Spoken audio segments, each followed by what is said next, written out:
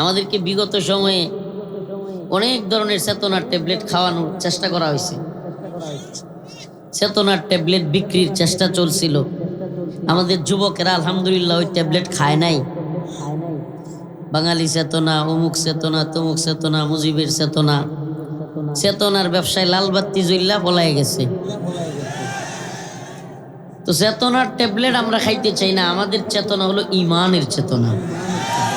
আমাদের তাহজিব, তামাদ্দুন, আমাদের সব কিছু একমাত্র আল্লাহর জন্য।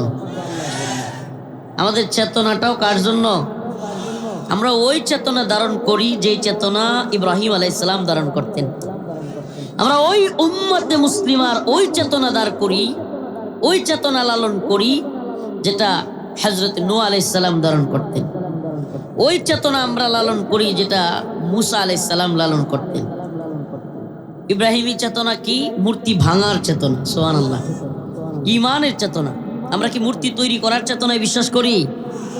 চেতনার ট্যাবলেট খাইছে 16 বছরে যেই চেতনার ট্যাবলেট বিক্রি করছে 16 মিনিট যাইতে পারে নাই, কল্লা দইরা মারছে টান, মূর্তি হয়েছে খান খান। হয়েছে না হয় নাই? চেতনার ব্যবসায় লালবাত্তি। তো বাংলাদেশে নতুন করেও যদি কোনো চেতনা ব্যবসায়ী দেখা যায়, তার চেতনা ব্যবসায় কিন্তু লালবাত্তি জ্বলবে। এই উম্মতের মধ্যে একটাই চেতনা, এই উম্মতের মধ্যে শাহজালাল মুজাররাদ ইয়ামেনি এই উপমহাদেশে যে দিন নিয়ে এসেছিলেন, এই উম্মতের মধ্যে গর্ববিন্দের পতন ঘটিয়ে যেই চেতনা দিয়ে গিয়েছিলেন, সেই চেতনার নাম হলো লা ইলাহা ইল্লাল্লাহ। আল্লাহ ছাড়া কোনো মাবুদ নাই, এক আল্লাহরে মানি। হ্যাঁ, তুমিও যদি আল্লাহরে মানো তাইলে ইন্নামাল মুমিনুনা ইখওয়া, মুমিন মুমিনের ভাই হিসাবে তুমিও আমার ভাই।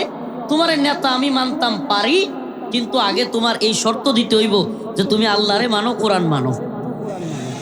তুমি কোরআন মানবা না, ইসলাম মানবা না, আল্লাহরে মানবা না, আমার রসুলকে মানবা না, ইসলামী শরিয়ার বিরুদ্ধে যাবা, তাইলে আমিও তোমার সাথে নাই।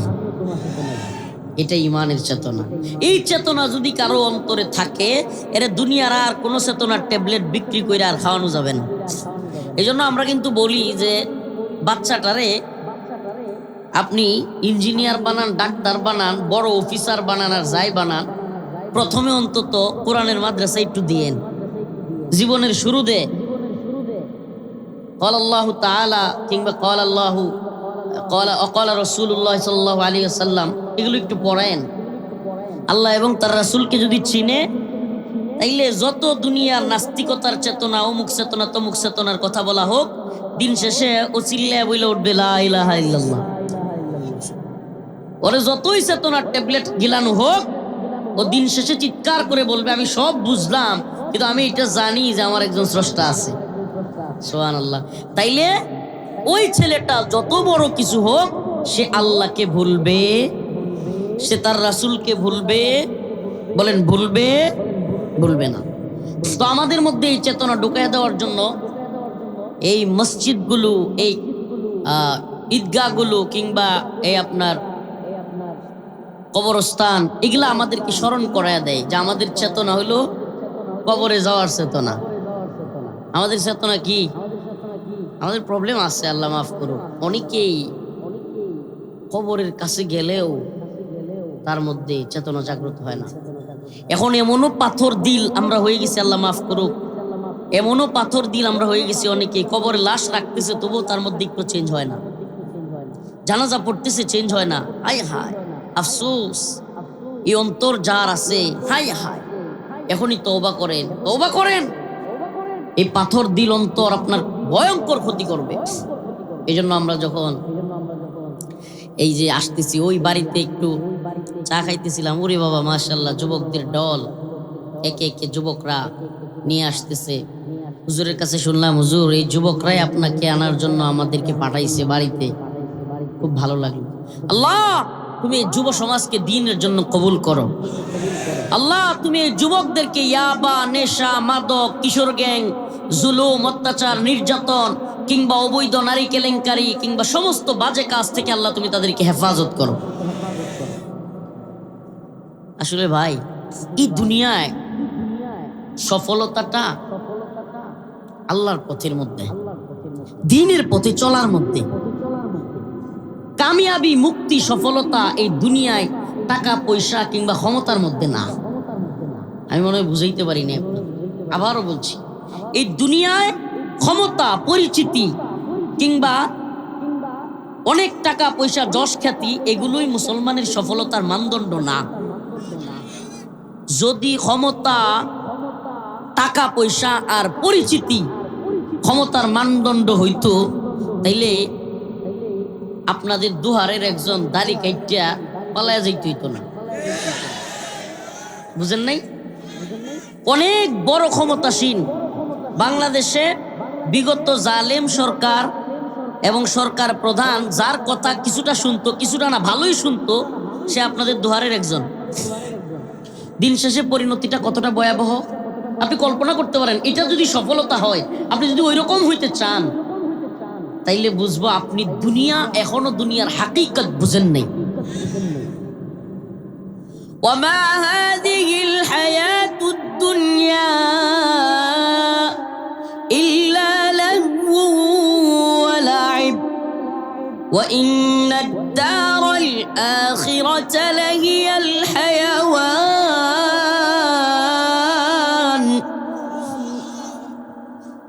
আল্লাহ রাব্বুল আলামিন বলেন, ওমা হাযিহিল হায়াতুদ দুনিয়া ইল্লা লাহবু ওয়া লাইব। আরে এই দুনিয়া তোমরা যা দেখতেছো, খেল তামাশার জায়গা ছাড়া আর কিছুই না। এই দুনিয়ায় কিছুদিনের ক্ষমতা পায়া, টাকা পায়া, বাড়ি কইরা, গাড়ি কইরা সফল মনে করতেছো নিজেকে। তুমি দেশের সবচেয়ে বড় ক্ষমতাসীন ব্যক্তি হইলেও, রাজকীয় প্রাসাদ করলেও দেখা যাবে দিন শেষে তোমার প্রাসাদও ভাঙতেছে আর তোমারও জনগণ পিটাইতেছে। এটার নাম সফলতা হইতে পারে না, এটার নাম সফলতা না। অনেকে আমরা আছি, আল্লাহ মাফ করুক, আমাদের সমাজে অনেককে দেখা যায়, হারে কবে কোটিপতি হম। কোটিপতি চিন্তা করে আরো 5 কোটি টাকার মালিক কবে হম। দুহারে জায়গা যে কিনছে, বাসা করছে, সে চিন্তা করে আরে গুলশান বনানীতে কবে বাসা করবো। গুলশান বনানীর বাসাওয়ালারা চিন্তা করে কানাডায় যদি একটা বাড়ি থাকতো রে। কথা বুঝেন নাই? কানাডায় যেগুলো বাড়ি করছে, এরা মনে হয় আরো চিন্তা করে আরো যদি কিছু থাকতো। এই দুনিয়ারে তো আমরা সুবহানাল্লাহ, মুমিন মুসলমানের জন্য দুনিয়া আখেরাত দুইটা ভাগ। সেক্টর কয়টা? দুইটা। যে দুনিয়ায় যা কামামু, দুনিয়ায় যা অর্জন করবো, তার ফল যদি ভালো করি ভোগ করবো কোথায়? জান্নাতে। আখেরাতে মানে জান্নাতে। তাই তো আল্লাহ যদি আমাকে মাফ করে দেয়, কোথায় দিবে? জান্নাতে। ইন্নাল্লাযীনা আমানু ওয়া আমিলুস সলিহাত কানাত লাহুম জান্নাতুল ফিরদাউসি নুজুলা। আল্লাহ বলছে যারা ঈমানদার এবং নেক আমল করবে তারা কোথায় যাবে? তাইলে আমাদের বাস্তবতা কি? মুমিন মুসলমান আমরা চিন্তা করি কি, যে আমরা এই দুনিয়ায় আসছি পরীক্ষার জন্য। আল্লাহ তাআলা আমাদেরকে পরীক্ষা করতেছেন। এই যে শীতের দিনে ফজরের নামাজ, এটা পরীক্ষা না? কি কন? এই শীতের দিনে, এই শীতের মধ্যে কম্বল খেতা তুইলা এই অজু কইরা আল্লাহর সামনে দাঁড়ানো, এটা একটা পরীক্ষা না? সুবহানাল্লাহ ওয়া বিহামদিহি। মেয়ে একটা দেখা মনে হইছে, আরে কত সুন্দরী মেয়ে, যদি আমি তার সাথে থাকতে পারতাম, নাউজুবিল্লাহ, খায়েশাত আসতে পারে। ওই সময়ে তার সাথে না যাওয়া কিংবা তার দিকে খারাপ দৃষ্টি না দেয়া, এটা একটা পরীক্ষা না? সুবহানাল্লাহ। একটা অফিসে চাকরি করেন, 1 লক্ষ টাকা নিয়ে আসছে। কয় লক্ষ? যে একটা কাজ করে দিলে, একটা সাইন দিয়ে দিলে কি দিবে? 1 লক্ষ টাকা দিবে। আর ওইদিকে আপনার বাড়িতে আপনার বউ খালি কয় যে আমার একটা গহনা বানায় দাও, আমার বোনের বিয়েতে যাব, মানে কত ধরনের ইয়া দিতেছে। বাচ্চাটা কইতেছে আব্বু আমারে অমুক দামি স্কুলে ভর্তি করো, কিংবা আমার একটা মোটরসাইকেল কিনে দাও, ছেলে বলতেছে। মাথায় এটার প্যারা আছে। আর এদিকে লাখ টাকার ঘুষ। চিন্তা করছেন? দুইটা মিলে তাল মিলে গেলে ওই সময় নিজেকে সেফ রাখা সবাই পারবে? সুবহানাল্লাহ। তো এই যে এগুলা পরীক্ষা আল্লাহর পক্ষ থেকে, এটা আপনাকে পরীক্ষা করা হচ্ছে। এটা লক্ষ টাকা না, এটা আপনার পরীক্ষা। ওই ফজরের নামাজের সময়টা, এটা আপনার জন্য পরীক্ষা। একটা মেয়ের প্রতি কুদৃষ্টি আসছে, ভালো লাগছে, এটা একটা পরীক্ষা আপনার জন্য। বিবাহ বহির্ভূত সম্পর্ক করতে চাওয়া, কারণ নেশা করতে মনে চায়, এটা আল্লাহর পক্ষ থেকে একটা পরীক্ষা। প্রত্যেকটা পরীক্ষায় যে পাশ করতে পারবে, আল্লাহ তার জন্যই কি রাখছে? সুবহানাল্লাহ বলবেন না? এটা বুঝাইছি কেন বলি, আমাদের তো দুইটা সেক্টর, একটা সেক্টর দুনিয়া আর একটা সেক্টর। আমরা মুমিন কি চিন্তা করি যে দুনিয়ায় ভালো কাজ করব? ওই যে আল্লাহ রাসূল হাদিসের মধ্যে বলছেন, আল কাইয়িসু মান দানা নাফসাহু ওয়া আমিলা লিমা বা'দাল মাউত ওয়াল আজিজু মান আতবা'a নাফসাহু হাওয়াহা ওয়া তামান্না আলাল্লাহ।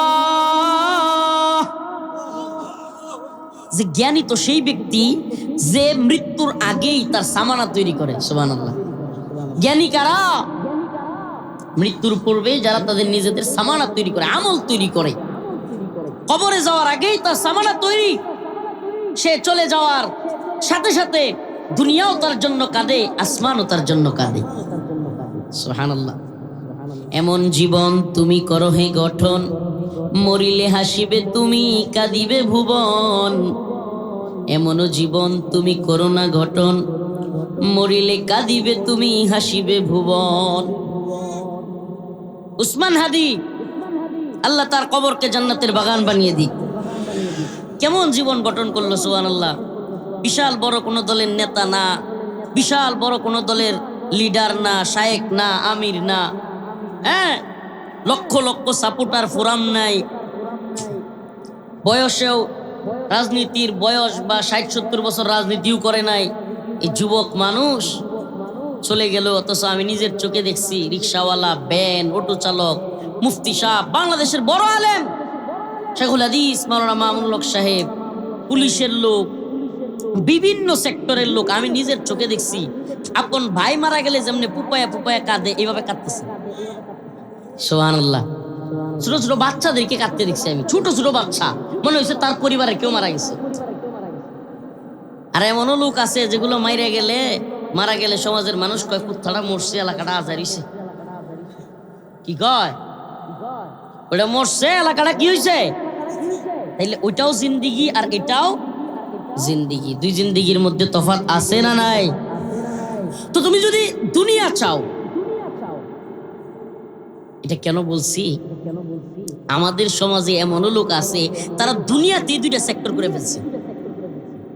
50-60 বছর পর্যন্ত দুর্নীতি, সুদ, ঘুষ, অনিয়ম, জুলুম, মানুষের জমি দখল করা, টেন্ডারবাজি, সাদাবাজি, সমস্ত কেলেঙ্কারি করবে বাংলাদেশে। 60-65 বছর হইলে কানাডা একটা বাড়ি করবে, বউ বাচ্চা লয়ে হেনে গিয়ে থাকবো। মানে দুনিয়াতে দুইটা সেক্টর। আমার কথা মনে হয় বুঝাইতে পারি নাই। মানে আমরা কি চিন্তা করি যে দুনিয়ায় যা কিছু কর্ম যদি ভালো করি আল্লাহর কাছে গিয়ে প্রতিদান পাবো। এরা দুনিয়াতে বলতে বাংলাদেশটারই দুনিয়া বানাইছে, আর আখেরাত বানাইছে কানাডা, সিঙ্গাপুর, দুবাই। আছে না নাই? তারা এই 60 বছর এখানে দুর্নীতি, সুদ, ঘুষ, খারাপ কাজ যা করবে, ক্ষমতার প্রভাবে যা মন চাই করবে, 1000 কোটি টাকা ইনকাম করে বউ বাচ্চা সবগুলো নিয়ে কানাডায় গিয়া শেষ বয়সে বউ বাচ্চার লাত্তি গুতা খাইয়া এরপরে মারা যাবে। মাঝে মাঝে কিছুগুলোরে আবার বউ বাচ্চারা দইরা গাড় ধাক্কা দিয়ে বৃদ্ধাশ্রমে ভরে দিবে। আল্লাহ আমাদেরকে হেদায়েত দান করুক। প্রিয় ভাইরা আমার, যদিও কষ্ট কথাগুলো কারো কারো গায়ে লাগতে পারে, নির্মম বাস্তবতা, নির্মম বাস্তবতা। যে আল্লাহকে নারাজ করে, আল্লাহর নাফরমানি করে, এই দুনিয়ায় খাহেসাতের জন্য টাকা পয়সা, বাড়ি গাড়ি করবে, আল্লাহর নাফরমানি করে, আল্লাহর ভয় না করে, তোয়াক্কা না করে এই দুনিয়া অর্জন করবার জন্য চেষ্টা করবে।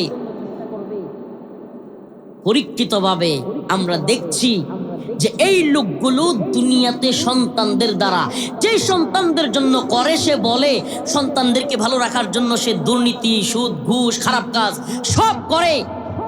দিন শেষে সেই সন্তানদের কাছে সে লাঞ্ছিত হয়, অপমানিত হয়। আফাতুমিনুনা বিবাদিল কিতাব ওয়া তাকফুরুনা বিবাদ ফামা জাযাউ মান ইয়াফআলু যালিকা মিনকুম ইল্লা খিজিয়ুন ফিল হায়াতিদ দুনিয়া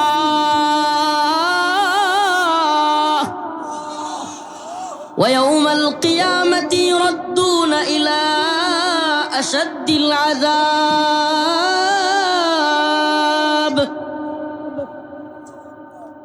আল্লাহ রাব্বুল আলামিন বলেন, ও দুনিয়াবাসী, তোমরা কি মনে করো আফাতুমিনুনা বিবাদিল কিতাব, তোমরা এই কিতাবের, আমি যে কোরআন পাঠিয়েছি, কোরআনের কিছু অংশকে স্বীকার করলা, কিছু অংশকে মেনে নিলা, ওয়া তাকফুরুনা বিবাদ, আর কিছু অংশকে অস্বীকার করলা।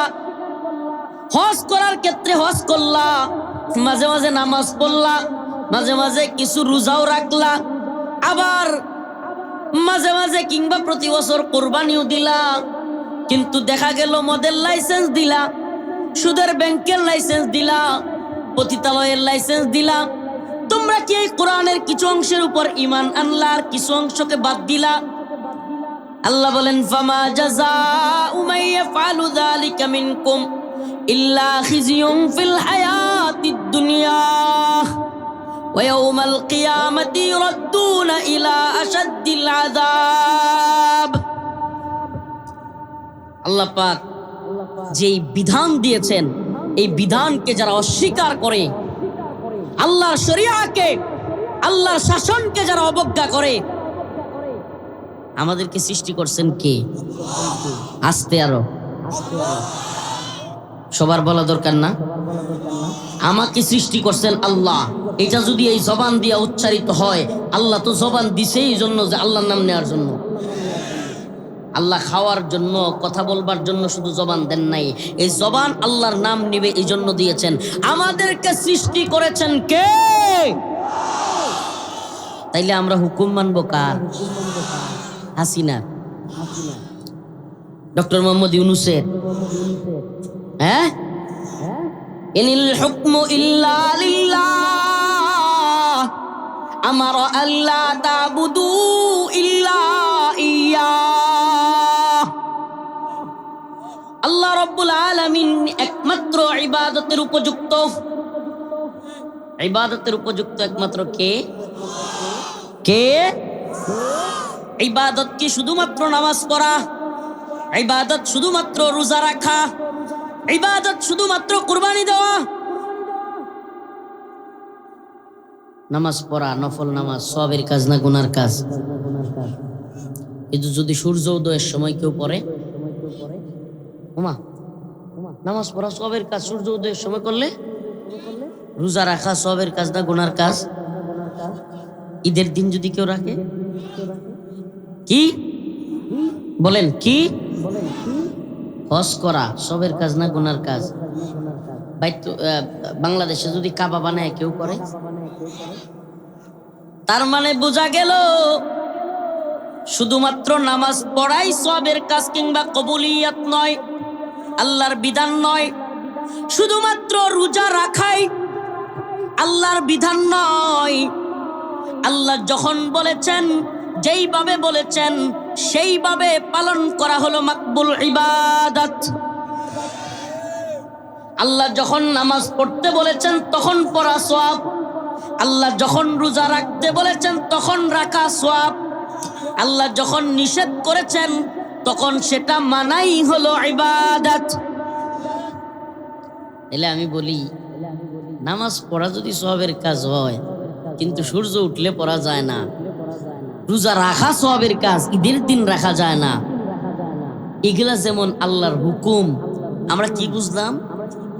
যে মূল ইবাদতটা হলো আল্লাহর হুকুম মানা।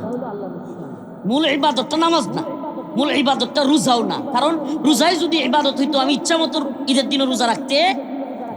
মূল ইবাদতটা হলো আল্লাহর হুকুম। তাইলে আমি বলতে চাই যে সুদ হারাম, এটাও কি আল্লাহর হুকুম কিনা? জিনা হারাম, এটাও কি আল্লাহর হুকুম কিনা? আহাল্লাল্লাহুল বাইআ ওয়া হাররামার রিবা। আল্লাহ বলেছেন ক্রয় বিক্রয় হালাল, ওয়া হাররামার রিবা, সুদ হারাম। সুদ কি? তাইলে বাংলাদেশে সুদের ব্যাংকগুলো মনে হয় হালাল। হ্যাঁ, সোনালী ব্যাংক, রূপালী ব্যাংক, অগ্রণী ব্যাংক। এখন তো আবার আমাদের ছেলে মেয়েদেরকে, আমাদের ভাই বোনদেরকে স্কুলের পাঠ্য বইয়ের মধ্যে ইন্টারেস্ট শিক্ষা দেওয়া হয়। নাউজুবিল্লাহ বলবেন না? এগুলা কি হালাল? এই যে আপনারা নদীটা পার হইলেই যে কাছেই দৌলত দিয়া, বৈধ পতিতালয়, নাউজুবিল্লাহ। আল্লাহ বলছেন আয-যানিয়াতু ওয়াজ-যানি ফাজলিদু কুল্লা ওয়াহিদিম মিনহুমা মিআতা জালদা। আয-যানিয়াতু ওয়াজ-যানি ফাজলিদু কুল্লা ওয়াহিদিম মিনহুমা মিআতা জালদা। ব্যভিচারী যদি অবিবাহিত হয়, দুইজনে যদি ইচ্ছামূলক ভাবেও সম্পর্ক করে, যেইটা আল্লাহর আইনে হলো এমন অপরাধ যে তার পাছা বরাবর 100 বেত্রাঘাত করতে হবে। কয়টা? এমন পিড়ানি দিতেইব যে ফাঁসা লয়ে যাতে টেবিলে চেয়ারে বইতো না পারে। অথচ বাংলাদেশের আইনে ইচ্ছাকৃত যদি কোনো ছেলে মেয়ে সম্পর্ক করে, জীবনে কোনোদিন শুনছেন এরে গ্রেফতার করতে? কথা কোন শুনছেন? কিন্তু 18 বছরের নিচে যদি কোনো মেয়ে বিয়ে হয়ে যায়, 21 বছরের ছেলে, 21 বছরের নিচে যদি কোনো ছেলে বিয়ে করে ফেলায়, তাইলে আবার জেলে নিয়ে যাওয়া যাবে। কোনো কাজী, কোনো ইমাম সাহেব বিয়ে করাইলে তারেও জেলে নেওয়া যাবে। ওরে শয়তানি আইন। বলবেন হুজুর ছোট ছোট বাচ্চা, এটা বর্তমানে কিছু এলিট তথাকথিত প্রগতিশীল ভণ্ড এরা আবিষ্কার করছে। হুজুর আপনারা তো বুঝেন না, অল্প বয়সে বিয়ে শাদী হইলে, বাচ্চা কাচ্চা হইলে বিবেক কম হয়, বুদ্ধি কম হয়। হয় কি কয় না? মানে আল্লাহর চাইতে মনে হয় না এরা খুব বেশি বুঝে। মানে কখন একটা মেয়ে তার জরায়ুতে, রেহেমে সন্তান নিতে পারবে, নাউজুবিল্লাহ, এটা আল্লাহ বুঝলো না, বুঝা গেল শেখ হাসিনা। কি লিয়া কইলাম জানেন? শুনেন, এটা বাস্তবতা বলি, লিখে রাখেন এবং প্রয়োজনে এই মাহফিল থেকে শেষ করে বয়ান শেষে ইউটিউবে সার্চ দিয়েন। আরে যারা বলেন অল্প বয়সে সন্তান হইলে, অল্প বয়সে বিয়ে শাদী হইলে বাচ্চা কাচ্চার আকল কম হবে, আপনি জানেন শেখ মুজিবুর রহমান সাহেব যে যাকে বিয়ে করছিলেন, শেখ ফজিলাতুন্নেসা, ওনার বিয়ে হয়েছে 9 বছরে। কয় বছরে? তো ওনার গড়তে যেটা হয়েছে এটার আকল কম ছিল? আরে একটা আকলে 17 বছর বাজ্যা খাইছে, আকলের কমতি ছিল? যদি একটুও বাড়ায় বইলা থাকি সার্চ দিয়েন। শেখ মুজিব যদি বিয়ে করতে পারে, এমনকি বেগম খালেদা জিয়ারও 18 নিচে বিয়ে হয়েছিল। আমি বলে দিলাম, আপনি মিলাই নিয়েন, 15 বছরে বিয়ে হয়েছিল। তাইলে এই যে তথাকথিত শয়তানি আইনটা করলেন, বাচ্চার বুদ্ধি কম হয়। উমা 18 নিচে বিয়ে হইলে দিয়ে ইহার করতে সন্তান হইলে প্রধানমন্ত্রী হয়। উমা এর সামনে যদি তারেক রহমান প্রধানমন্ত্রী হয়, তাহলে 18 নিচে বিয়ে হওয়া বউয়ের বাচ্চা না? এটা কথা কয় না? নাকি ডর করে কইতে এখন নাম শুনলেই? তাইলে কিন্তু ডর যদি করে বুঝতে হইব যে আপনারা ঝামেলাতে আছেন। গোলামির জিঞ্জিরে আবদ্ধ হয়েন না, সাবধান, কেউ গোলামির জিঞ্জিরে আবদ্ধ হয়েন না। আগেও স্বাধীন থাকবার, আমাদের কথা কিন্তু কারো বিরুদ্ধে না, আমাদের কথাগুলো বুঝবার চেষ্টা করেন। আমাকে সৃষ্টি করলো কে? আপনাকে সৃষ্টি করলো কে? আমাদের বোনদেরকে, আমাদের স্ত্রীদেরকে সৃষ্টি করলো কে? আচ্ছা আল্লাহ ভালো জানলো না কয় বছরে বিয়ে হইলে, কয় বছরে বাচ্চা হইলে ভালো হবে? এটা মানে হাসিনা আর ডক্টর মোহাম্মদ ইউনূস ভালো জানলো? এটা হাস্যকর না? আরে ভাই, আল্লাহ তাআলা একটা মেয়েকে, ডাক্তাররা তো জরায়ুতে যখন সে বালেগা হয় না, সে তো সন্তান কনসিভ করার মতো তার যোগ্যতা থাকে না। তো আল্লাহ তাআলা রেহেম দিয়ে দিলেন, জরায়ু দিয়ে দিলেন, তার হায়াত শুরু হয়ে গেল। কিংবা একটা ছেলে বালেগ হয়ে গেল, তার বালেগ হওয়ার বয়স হয়ে গেল, অথচ সে বিয়ে করতে পারবে না, এই যোগ্যতা তার হয় নাই। এটা আপনি কোন মানদণ্ডে বিচার করেন? আপনি সমাজের মধ্যে অশ্লীলতা ছড়ায় দিচ্ছেন। আরে কি আশ্চর্য আইন আপনি করলেন যে পার্কে, গাছের চিপায় চাপায়, হোটেলে, ওখানে গিয়া 18 নিচের মেয়ে, 21 নিচের ছেলে ইচ্ছা মতো অবৈধ মেলামেশা করতে পারবে, অবৈধ সন্তান পেটে দিয়া ওই সন্তানকে ডাস্টবিনে ফেলে দিতে পারবে, তখন কিছু হয় না। কিন্তু বিয়ে করে ফেললেই আপনার তথাকথিত আইন আর তথাকথিত চেতনা লাভ দিয়ে ওঠে। শয়তানি আর বন্ডামি বাদ দিতে হবে। ওরে ভাই, আপনি একটা ছেলে একটা মেয়ে স্কুলে পড়ে অবৈধ মেলামেশায় দেদারছে পালিয়ে যাচ্ছে, অবৈধ মেলামেশা করতেছে, স্কুল ছুটি হয় নাই, পালাইয়া গিয়া দুইজন সম্পর্ক করতেছে, রাস্তায়, ঝোপঝাড়ে, চিপায় চাপায়, হলে, পার্কে, হোটেলে, তখন তো আপনি এই যুব সমাজকে, এই আমাদের বোনদেরকে আটকাতে পারছেন না। আর আপনি এই বালেক বালেগা মেয়ে ছেলেদের বিবাহ কাজীর নামে মামলা দিয়ে দেন। ওরে বাবা, যে সমস্ত ইউনরা বাল্য বিবাহ বন্ধ বেশি করতে পারে তাদেরকে পুরস্কার দেয়া হয়। এর আগে আরেকটা আইন হয়েছিল না, মনে আসেনি আপনাদের, যে সন্তানের ক্ষেত্রে সন্তান নিয়ন্ত্রণ আইন, একটা হলেই ভালো হয়, দুইটার বেশি কথা বলেন না, একটা হলেই দুইটার বেশি। তাহলে শেখ মুজিব সাহেবের একটা ছেলে ছিল ছোট্ট শেখ রাসেল, এটা কয় নাম্বার? তাইলে শেখ হাসিনা তার বাইর লাগে কান দেখে দুইটার বেশি হইলে তো ভালো না। আমার কথাগুলো একটু গায়ে লাগবে, কিছু করার নাই। আজাইরা কথা বলেন নাকি? আপনার ভাই হবে এতগুলো আর মানুষের সন্তান নিতে পারবে না। আল্লাহ রসুল বলছে আমার উম্মত যত বেশি হবে আমি গর্ব করব। আমার রসুলের বিরুদ্ধে আপনি কথা বলবেন আর আপনার কথা আমাদের মানতে হবে। কথা বলেন না কেন? এই ইংল্যান্ডের প্রধানমন্ত্রী আসছিল না, কি জানি নাম, কিছুদিন আগে, বরিস জনসন। ওর বাচ্চা কয়টা জানেননি? ও কয়েকদিন আগেও আরেকটা বাচ্চা নিচ্ছে, 7 না 8 নাম্বার। ওই পশ্চিমারা যাদেরকে আপনারা ওয়েস্ট বলেন, উন্নত বিশ্ব বলেন, এরা এখন সন্তান করব, এই দুনিয়ার খায়াসাত পূর্ণ করব। প্রিয় ভাইরা আমার, প্রিয় বাবারা আমার, সফলতা আপনার আমার আমাদের কারো লক্ষ টাকার চাকরি, কোটি টাকার বাড়ি, কিংবা ছেলেকে বিদেশে পাঠানো, কিংবা অল্প সন্তান নেয়া, এগুলার মধ্যে আমার আপনার সফলতা নয়। আমার আপনার আমাদের সফলতার মানদণ্ড হলো আল্লাহকে রাজি খুশি করা। সফলতার মানদণ্ড হলো আল্লাহ যেইভাবে চলতে বলেছেন, আল্লাহ রব্বুল ইজ্জাত যেইভাবে আমাদেরকে চলতে বলেছেন সেভাবে চলা। ফামান যুহজিহা আনিন নার ওয়া উদখিলাল জান্নাতা ফাকাদ ফাজ। আমি আপনাদেরকে চ্যালেঞ্জ করে বলতে পারি, এই অঞ্চলে আপনাদের এলাকার যেই লোক প্রধানমন্ত্রীর উপদেষ্টা হয়েছিল এবং গুরুত্বপূর্ণ উপদেষ্টা হয়েছিল, হাজার হাজার কোটি টাকার মালিক হয়েছিল, আপনাদের কোনো ব্যক্তি তাকে ছাড়া যেতে পারবে না। আমি চ্যালেঞ্জ করে বলতে পারি, ক্ষমতার দিক থেকে, টাকার দিক থেকে এই অঞ্চলে আগামী 100-200 বছরেও এই লোককে ক্ষমতার টাকায় ছাড়াইয়া যাওয়ার মতো প্রধানমন্ত্রীর এমন আস্থাভাজন এবং উপদেষ্টা এবং এত অর্থবিত্ত এবং পররাষ্ট্রনীতি সহ বিশ্বের অনেক দেশের পররাষ্ট্র মন্ত্রণালয় সহ তার সাথে বৈঠক করত, মিটিং করত, এই অঞ্চলে আরেকজনও তাকে ছাড়াইয়া যেতে পারবেন না। তো তার জিন্দিগি যদি আপনি চান, টাকা পয়সার ক্ষমতা চান, তার জিন্দিগির পরিণতিটা একটু দেখা পরে চাইন। তাইলে দুনিয়ার সফলতা কি টাকা পয়সার মধ্যে?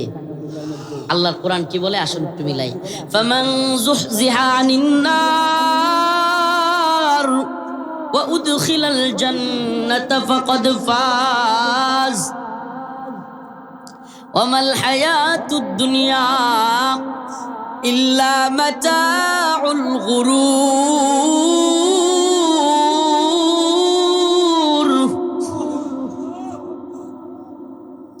আল্লাহ রাব্বুল আলামিন বলেন, যেই ব্যক্তি জাহান্নামের আগুন থেকে মুক্তি পেল, কি পেল? ফামান যুহজিহা আনিন নার, জাহান্নামের আগুন থেকে মুক্তি পেল, ওয়া উদখিলাল জান্নাতা ফাকাদ ফাজ, এবং জাহান্নামের আগুন থেকে মুক্তি পেল, ওয়া উদখিলাল জান্নাহ, এবং জান্নাতের মধ্যে প্রবেশ করতে পারল, ফাকাদ ফাজ, সেই ব্যক্তি হলো চূড়ান্ত সফল। সুবহানাল্লাহ। আসলে আপনাদের মজমাটা অনেক সুন্দর, মাশাআল্লাহ। আমার ভাই রাগ করবে, প্রোগ্রামওয়ালা, মাহফিল মাইকওয়ালা, কিন্তু বক্সের আওয়াজ নাই, মানে মাইকের সাউন্ডটাও ক্লিয়ার না একটু, এই জন্য আমাদের কষ্ট হয়ে যাচ্ছে কথা বলতে। আপনি রাগ করেন না আবার, হয়তো বক্স কম কিংবা বক্সের আওয়াজ কম কেন হচ্ছে আল্লাহ জানে, মঞ্চে আওয়াজই আসতেছে না একবারে। তো যাই হোক, সফলতা, মূল সফলতাটা হলো আল্লাহকে রাজি খুশি করার মধ্যে।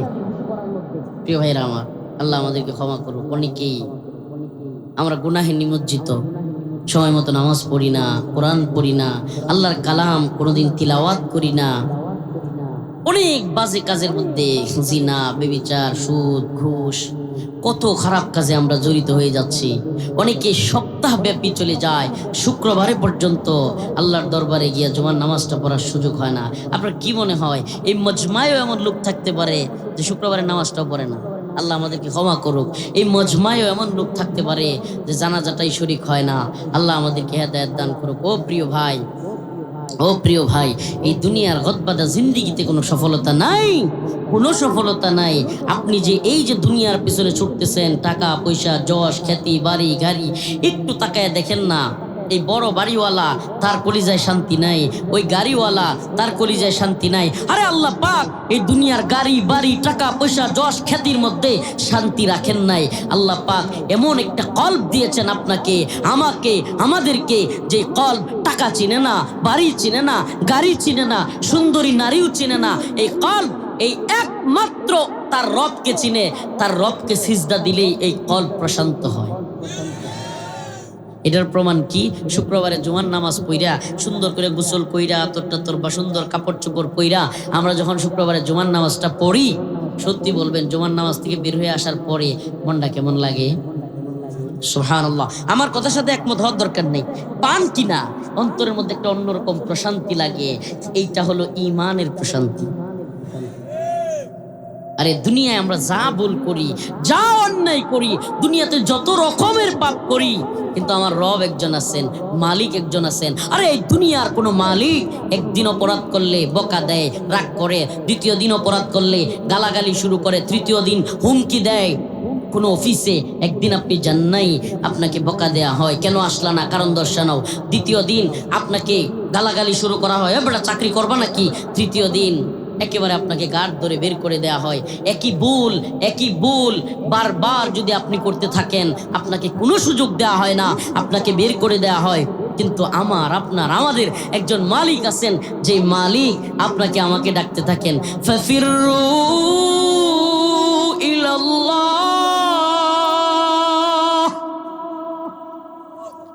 ফাফিরু ইলাল্লাহ। আয় আয় আয় আমার বান্দা আয়, আমার আপনার আল্লাহ রব্বুল আলামিন আমাকে আপনাকে ডাকতে থাকেন। আমার আপনার আল্লাহ রব্বুল আলামিন কথা দিয়েছেন, ওয়াদা দিয়েছেন। পৃথিবীর কোনো মানুষের ওয়াদা নয়, আমার ওয়াদা নয়, আপনাদের দোহারের কিংবা ডাকার কোনো বড় আলেমের ওয়াদা নয়। আমার আপনার প্রভু এমন এক মালিক, তিনি আমাকে আপনাকে ওয়াদা দিয়েছেন, ইল্লা মান তাবা ওয়া আমানা ওয়া আমিলা আমালান সালিহান, ইল্লা মান তাবা ওয়া আমানা ওয়া আমিলা আমালান সালিহান ফাউলাইকা ইউবাদদিলুল্লাহু সাইয়্যাতিহিম হাসানাত। আমার আপনার এমন একজন মালিক আছেন, যিনি কথা দিচ্ছেন, বান্দা একটা দুইটা তিনটা চারটা নয়, 100 হাজারো গুনাহ যদি তুমি করে ফেলো, ইয়া ইবাদিয়াল্লাযীনা আসরাফু আলা আনফুসিহিম লা তাকনাতু মির রাহমাতিল্লাহ, ইন্নাল্লাহা লা ইয়াগফিরুয যুনুবা জামিআ। একটা দুইটা নয়, 100 হাজারো লাখো গুনাহ যদি করে ফেলো, হে প্রিয় যুবক ভাই, ও প্রিয় যুব সমাজ, দোহারের যুব সমাজ, আমার আপনার আল্লাহ পৃথিবীর কোনো আলেম শায়েখ নয়, তাবেঈ সাহাবী নয়, এমনকি আউলিয়া নবী রাসূল কেউ নয়, স্বয়ং আমার আপনার পরওয়ারদিগার, আমার আপনার রব মালিক আল্লাহ বলছেন, ইল্লা মান তাবা ওয়া আমানা ওয়া আমিলা আমালান সালিহান, যদি তোমরা ঈমান আনো এবং নেক আমল করো এবং আল্লাহর কাছে সমস্ত গুনাহগুলো বাদ দিয়া আর গুনাহ করব না, এমন তওবা অন্তর থেকে করো, চোখের পানি ছেড়ে দিয়ে আল্লাহকে বলো, আল্লাহ তওবা করলাম, আর ইয়াবা সেবন করব না, কিশোর গ্যাংয়ে গিয়ে আর জুলুম কারো উপরে করব না, দুর্নীতি করব না, সুদ খাবো না, ঘুষ খাবো না। আল্লাহ কারো জমি দখল করব না, ইয়াবা সেবন করব না, অবৈধ মেলামেশা আল্লাহ জিনা বেবিচারে লিপ্ত হব না। আমার আল্লাহ রাব্বুল আলামিন বলেন ফাউলাইকা ইউবাদদিলুল্লাহ সাইয়্যাতিহিম হাসানাত। আমি ওই বান্দার 100 না 1000 না, আল্লাহ বলেন লক্ষ গুনাহও যদি বান্দা কইরা আমার কাছে আসে, আমি তার 1 লক্ষ গুনাহকে 1 লক্ষ নেকি দ্বারা পরিবর্তন করে তারে ক্ষমা করে জান্নাত দিয়ে দিব। আরো জোরে বলেন সুবহানাল্লাহ। আমার আপনার আমাদের এমন একজন মালিক আছেন, যেই মালিক আমাকে আপনাকে ডাকছেন। হয়তো বলতে পারেন হুজুর আপনার আলোচনা তো অনেক ইউটিউব ফেসবুকে শুনি, আজকে এই ধরনের আলোচনা করতেছেন। আসলে যখন কোনো কবরস্থানের উদ্যোগে আমরা প্রোগ্রাম দেখি, কবরের কথা স্মরণ হয়ে যায়। আল্লাহর নবীর প্রিয় সাহাবী কবরের কাছে যাইতেন আর চিৎকার করে করে কান্না শুরু করতেন। সাহাবায়ে কেরাম জিজ্ঞেস করলেন, হে ভাই, সম্ভবত হযরত উসমান গনি রাদিয়াল্লাহু আনহু, ওনাকে যখন জিজ্ঞেস করা হইতো আপনি কবরের কাছে গেলে এত কেন কাঁদেন, আপনাকে তো কখনো জাহান্নামের ভয়ে এত কাঁদতে দেখি নাই। আল্লাহর নবীর সাহাবী বলতেন, এ ভাইরা, আমার আল্লাহর সাথে সওয়াল জবাব মুআমালা শুরু হবে কবর দিয়া। কোনটা দিয়া? কি দিয়া? পৃথিবীতে সবকিছু নিয়ে মতানৈক্য আছে। ধর্ম নিয়ে মতানৈক্য, রাসূল সাল্লাল্লাহু আলাইহি সাল্লামকে নিয়ে মতানৈক্য, এমনকি আল্লাহকে নিয়ে মতানৈক্য, সব কিছু নিয়ে, ইমাম নিয়ে মতানৈক্য, সব কিছু। কিন্তু মরতে হবে এই জিনিস নিয়ে পৃথিবীর কোনো মানুষের মধ্যে মতানৈক্য আজ পর্যন্ত পৃথিবীর কোনো আবিষ্কার এরকম হয় নাই যে অমুক লোকেরা বলতেছে যে আমাদের মরতে হবে না। এই কবরস্থান কিংবা এগুলোর আশপাশে আসলে আমাদের অন্তরে কি মৃত্যুর স্মরণ হয় না? আকসিরু যিকরা হাদিমিল লাযাতিল মাউত। আমার রাসূল বলেন, তোমরা অতিরিক্ত বেশি বেশি বেশি বেশি মৃত্যুর কথা স্মরণ করো। সুবহানাল্লাহ। রাসূলুল্লাহ সাল্লাল্লাহু আলাইহি ওয়াসাল্লাম বলেছেন, কে বলেছেন? আকসিরু আকসিরু যিকরা হাদিমিল লাযাতিল মাউত। তোমরা বেশি বেশি করে আল্লাহর মৃত্যু, আল্লাহ যেটা দিয়েছেন, কুল্লু নাফসিন যায়িকাতুল মাউত ইযা জাআ আজালুহুম লা ইস্তাখিরুনা সাআহ ওয়া লা ইস্তাকদিমুন। প্রত্যেক প্রাণীকে মৃত্যুর এমন স্বাদ গ্রহণ করতে হবে যেটা এক বিন্দু এদিক সেদিক হওয়ার মতো না। তাইলে কবরে কি এই কবরস্থানে যারা আছে তারাই গেছে, নাকি এই উপরে যারা আছি আমরাও যাব? আহা আহা, আফসোস লাগে চোখগুলোর দিকে তাকাইলে, মনে হয় যেন বেচাইন, আরে মনে হয় যেন কোনো খবর নাই, কোনো পেরেশানি নাই। আফসোস আমাদের জন্য। নাকি আমরা যাব না? হুজুর আমরা কেমনে কবরে যাবো? সামনে আইতেছে ইলেকশন, আমি তো নেতা হবো হুজুর, আমি কি কবরে এখন গেলে চলবো হুজুর? ভাবসাবটা এরকম, অনেক আশাটা এরকম যে হুজুর আমি তো 2041 সাল পর্যন্ত এই অঞ্চলে কমিশনার, চেয়ারম্যান, মেম্বার, এমপি এটাও এবার নিয়োগ করে আছি হুজুর, আমারে আপনি কবর বাড়াইতেছেন হুজুর। আহা, ও প্রিয় ভাই, ও প্রিয় বাবা, আপনি এই মজমা থেকে উঠতে পারবেন কিনা? এমন কত মজমা দেখেছি যে মজমার মধ্যে মানুষ মৃত্যুর কোলে ডলে পড়েছে। আমি আমার বয়ানের লাইফে, আমি ছোট্ট মানুষ, হয়তো 1 যুগ ধরে আলোচনা করি, আমি আমার বয়ানের লাইফে একাধিক দিন মঞ্চের মধ্যে, প্যান্ডেলের মধ্যে লোককে মারা যেতে দেখছি। একবার মঞ্চে হঠাৎ করে পিছন থেকে, হুজুর হুজুর শরীরটা খারাপ লাগতেছে একজনের, তাড়াতাড়ি মেডিকেলে নিয়ে যান। একটু পরে কয় হুজুর লোকটা মারা গেছে।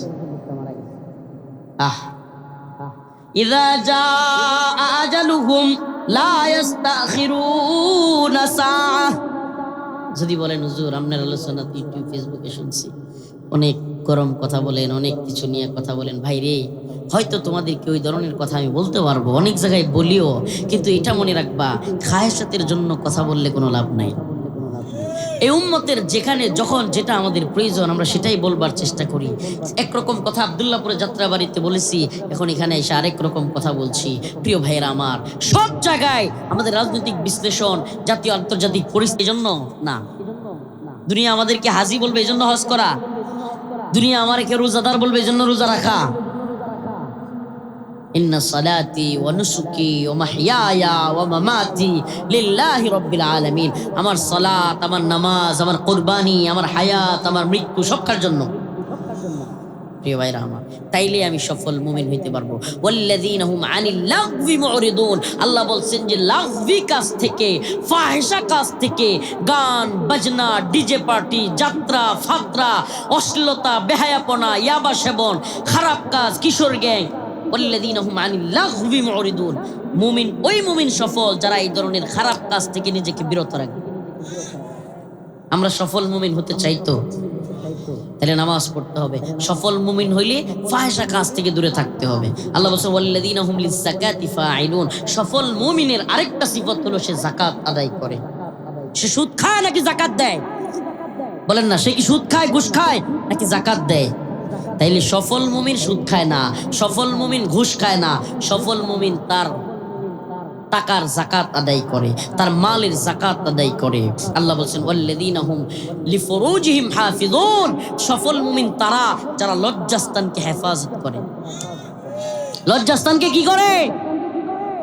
আর লজ্জাস্থানকে হেফাজতের একমাত্র মাধ্যম ইল্লা আলা আজওয়াজিহিম, একমাত্র বৈধ পন্থা হলো বিবাহ করা। কি করা? এই কথা কয় না, কি করা? হাইকোর্ট তো আইন করছে নতুন, শুনছেন? দ্বিতীয় বিয়ে করলে প্রথম স্ত্রীর অনুমতি লাগবে না। আচ্ছা, এতদিন এখন যারা নাচতেছেন খুশিতে, তাইলে বোঝা গেল হাইকোর্টের ভয়ে এতদিন আপনারা বিয়ে করেন নাই। দ্বিতীয় বিয়ে কি হাইকোর্টের ভয়ে করেন নাই, নাকি গড়ের হাইকোর্টের বয় আছিল? হ্যাঁ, শুনেন, আল্লাহ তাআলা 4টা পর্যন্ত বিয়ার বৈধতা দিছে। হাইকোর্ট কি কইলো, সুপ্রিম কোর্ট কি কইলো, এটা ঠুনার টাইম আছে আমাদের। ফানকিহু মা তাবা লাকুম মিনান নিসা মাসনা ওয়া সুলাসা ওয়া রুবা। এই ওয়াজ শুনলে যেই মা বোনেরা আমারে পছন্দ করতো, এরাও আমারে পছন্দ করতো না। যারা আমার ওয়াজ শুনতে আইছিল এরাও একবার সারাদিন ভালো কথাবার্তা কই, হুজুর সেটা কইলো নাকি, বললো নাকি। এনে যদি ওনাদের জামাইরা থাকে, আল্লাহু আকবার, তাইলে তো ওনারা বিপদে। আসলে শুনেন, বৈধ আল্লাহ পাক করছেন একাধিক বিয়ে, কিন্তু সেটা করার মতো অবস্থান থাকলে তারপরে করতে হবে। একজনের উপর ইনসাফ কায়েম যদি করতে না পারেন, তার হক আদায় করতে না পারেন, আরেকজনের নাম নিয়া অশান্তি সৃষ্টি কইরা দুই দিক থেকে পিটানি খায়েন। আর যদি আপনার অবস্থান থাকে, আপনার দুনিয়াবি, শারীরিক, মানসিক, অর্থনৈতিক সব দিকের অবস্থান ভালো থাকে, তাহলে আল্লাহর পক্ষ থেকেই আপনাকে সেই বিধান দেওয়া হয়েছে। আমি আমাদের বোনদেরকে বলবো, অবশ্যই যেন ওই অবস্থান কারো থাকলে, একজনে যদি কারো হাজত পূরণ না হয়, অবশ্যই তাকে অনুমতি দেওয়া উচিত। কারণ ওই বোন, যেই বোন একজন, সে বুঝতেছে আমার স্বামীর হাজত আরো আছে, কিন্তু সে অনুমতি দিচ্ছে না। আমি চ্যালেঞ্জ করলাম, হে বোন, তুমি আমার প্রতি রাগান্বিত হতে পারো, কিন্তু তোমার স্বামীকে তুমি যে দ্বিতীয় বিয়ের অনুমতি দিচ্ছ না, তোমার স্বামী আরেকটা পরকিয়া করবে, তোমার সংসার ঠিকই ভেঙে যাবে। এই জন্য তুমি আমার বোন, তুমি আমার প্রতি রাগান্বিত হতে পারো, কিন্তু আমি তোমাকে আল্লাহর বিধান শুনিয়ে দিলাম যে হাজত যদি থাকে, অবস্থান যদি থাকে, পূর্ণাঙ্গ হক আদায় করতে পারে, তাইলে অবশ্যই তাকে দ্বিতীয় বিয়ের অনুমতি দেয়া উচিত। আল্লাহর পক্ষ থেকে সেই অনুমতি দেয়া। পৃথিবীতে কে অনুমতি দিল কে না দিল, মুমিনের সেটা দেখবার সময়। আল্লাহ তাআলা আমাদেরকে বোঝার তৌফিক দান করুন। তাহলে সফল মুমিনের সিফাত 4টা বলছি। কয়টা? প্রথম, সফল মুমিন খুশুর সাথে ওয়াল্লাযীনা হুম قد أفلح المؤمنون الذين هم في صلاتهم خاشعون। প্রথম সিফাত হলো খুশুর সাথে নামাজ পড়ে। 2 নাম্বার সিফাত ওয়াল্লাযীনা হুম আনিল লাগবি মুরিদুন, ফাহিশা কাজ থেকে, খারাপ কাজ থেকে, অশ্লীল কাজ থেকে, জিনা, ব্যভিচার, পরকিয়া, নোংরামি থেকে সে বেঁচে থাকে। এরপর ওয়াল্লাযীনা হুম লিযাকাতি ফাঈলুন, সে যাকাত আদায় করে, মালের যাকাত আদায় করে, সুদ ঘুষ খায় না। 4 নাম্বার ওয়াল্লাযীনা হুম লিফুরুজিহিম হাফিজুন, সে তার লজ্জাস্থানকে হেফাজত করে। সুবহানাল্লাহ বলবেন। আল্লাহ রাসূল সাল্লাল্লাহু আলাইহি সাল্লাম বলেছেন, এই আমার মুখের কথা না, আমার প্রিয় হাবিব আকায়ে নামদার তাজদার মদিনা সরদারে দু আলম জনাবে মুহাম্মদুর রাসূলুল্লাহ সাল্লাল্লাহু আলাইহি ওয়াসাল্লাম, যার 2 ঠোঁটের মাঝখান দিয়া জীবনে কোনোদিন মিথ্যা কথা বলে নাই। মক্কার কাফেররা রাসূলকে জাদুকর বলছে, পাগল বলছে, কিন্তু কাফেররা পর্যন্ত আল্লাহর নবীকে কখনো মিথ্যাবাদী বলেনি। আমার সেই রাসূল সাল্লাল্লাহু আলাইহি সাল্লাম বলেছে যে কেউ যদি আমাকে দুইটা জিনিসের গ্যারান্টি দিতে পারে, আমি তাকে জান্নাতের গ্যারান্টি দিব। সুবহানাল্লাহ বলেন না। এই দুইটা জিনিসের একটা হলো লজ্জাস্থান আর একটা হলো জবান। জবান এবং লজ্জাস্থানের গ্যারান্টি যদি আল্লাহ রাসূল বলেছেন আমাকে কেউ দেয়, আমি তাকে জান্নাতের আল্লাহর পক্ষ থেকে সুপারিশের গ্যারান্টি দিয়ে দিব। বাবা একটু চুপ থাকেন, এই আপনি বসেন। এই আচ্ছা আপনি বসেন, আমি বুঝাইতেছি, বসেন, আপনি বসে যান। শুনেন, আপনারা তো এখানে হয়তো কয়েক হাজার মানুষ শুনছেন। আমরা যেই কথাগুলো বলি উদ্দেশ্য শুধুমাত্র কিন্তু মাজমাই যারা থাকে তারা থাকেন। অনেক সময় আলোচনার মওজু, আলোচনার উদ্দেশ্য অনেক কিছুই আসে। এই জন্য এই যে ইউটিউবার যারা থাকে তাদের মাধ্যমে আমাদের কথাটা আমরা যাদেরকে উদ্দেশ্য করে বলি, জাতীয় আন্তর্জাতিক ইস্যুতে আমাদের কথা বলবার স্থান এখন এটাই এখন আমাদের কথা বলবার মাধ্যম। উম্মতের মাঝে দাওয়াতের প্রচার করার একটা মাধ্যম হলো এই ওয়াজ মাহফিল। এই জন্য আপনারা হয়তো কয়েক হাজার মানুষ এখান থেকে শুনছেন, হয়তো খুব বেশি হইলে 2টা থেকে 4টা মানুষের দেখতে একটু অসুবিধা হচ্ছে, কিন্তু লক্ষ লক্ষ মানুষের কাছে ওনাদের মাধ্যমে এই দ্বীনের কথাগুলো উলামায়ে কেরাম বলেন, এগুলো লক্ষ লক্ষ মানুষের কাছে পৌঁছায়। একটু গাড্ডা বেকাইলেই কিন্তু আমারে দেখতে পারেন, কিংবা আমিও আপনাদেরকে দেখতেছি। অতএব কষ্ট নিয়েন না, আবার মনে করেন না যে হুজুরের মনে হয় টেয়া দেয়। এই ইউটিউবাররা হুজুরে দেয় না, হুজুরে এদেরটা খায়ও না, ঠিক মতো চিনিও না, বাড়ি ঘর কিছু জানিও না। এই চোখ মুখ চিনা চিনি, জানি না এদের মধ্যে কোনো গোয়েন্দা সংস্থার লোক আছে কিনা। আবার আল্লাহ এদেরকে হেদায়েত দান করুক। যদি দিন প্রচারের উদ্দেশ্য হয় তাইলে আমাদেরকে তাদেরকে একটু সুযোগ করে দেওয়া উচিত না? এই জন্য এই এর নাম কি জানি, হাফিজ ভাই, মুস্তাকিম। আর হয়েছে তো বসে, আর সম্ভব না, এখন মানুষ বিরক্ত হইতেছে, সবকিছু বুঝতে হবে। আল্লাহ তাআলা বুঝার এবং আমল করার তৌফিক দান করুক। প্রিয় ভাইয়েরা আমার, বন্ধুগণ আমার, আবারও বলছি, আমি যখন কোথাও গিয়ে দেখি যে যুবকেরা এরকম প্রোগ্রামের আয়োজন করতেছে এবং যুবকদের মধ্যে একটা স্পৃহা এবং চেতনা, সুবহানাল্লাহ, আল্লাহ তাআলা আমাদের সবাইকে জবানের লজ্জাস্থানের হেফাজত করার তৌফিক দান করুক। ফাহিশা কাজ থেকে আল্লাহ আমাদেরকে বিরত রাখুক। আল্লাহ আমাদেরকে খুশু খুজুর সাথে নামাজ পড়ার তৌফিক দান করুক। ওয়া আখিরু দাওয়ানা আলহামদুলিল্লাহি রাব্বিল আলামিন। আসসালামু আলাইকুম ওয়া রাহমাতুল্লাহি ওয়া বারাকাতুহু। সবার কাছে খাস করে দোয়া চাই, শরীরটা ভালো